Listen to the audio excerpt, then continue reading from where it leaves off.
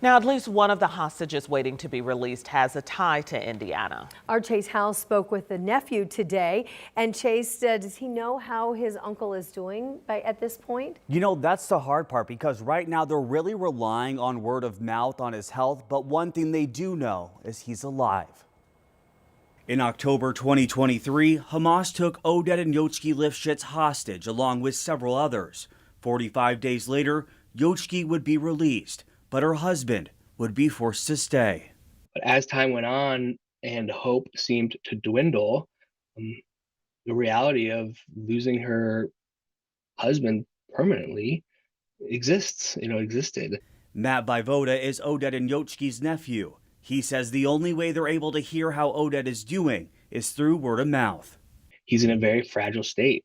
The last known information about him was the second stage of hostage releases, and there was one of the hostages was in contact with my uncle, and so we knew that he was alive, but that was over 8 months ago. Right now, Vyvoda says they expect Oded to come out alive, but when is what's up in the air. And every day that goes by where he is not released, there are more and more chances that his health is decreasing and his life chances are less. Vyvoda says the hardest part has been the 15 months of not knowing and lack of communication. So hearing about the ceasefire gives them hope. Right now, we just know it's an inevitability, and we are certain that it will happen.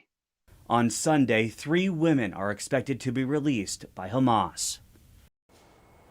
I just couldn't imagine. I mean, I think about Oded's wife. I mean, she was released 45 days after she was captured, and this is the longest time, I'm told, they spent without each other. I mean, 15 months not knowing if your husband's alive or not, and the only communication you have is through word of mouth when hostages get released. So hopefully these 3 women, like I just said, are going to be released on Sunday. We'll have some sort of information for them. It's just the not knowing, and then also him being an older gentleman. Right, he does seem fragile even in those pictures, and that was before he went through these 15 months of who knows what. Right, and from what we know, Mark was telling me earlier, was that, you know, when his aunt came home, she was beaten when she was in those hostage camps. And, you know, Lord knows what he's going through right now, but hopefully, from what I understand, they do expect him to come out alive because he is on that hostage list that's going to be released. Right. All right, Chase, we'll look forward to your continued reporting on this. Thanks so much.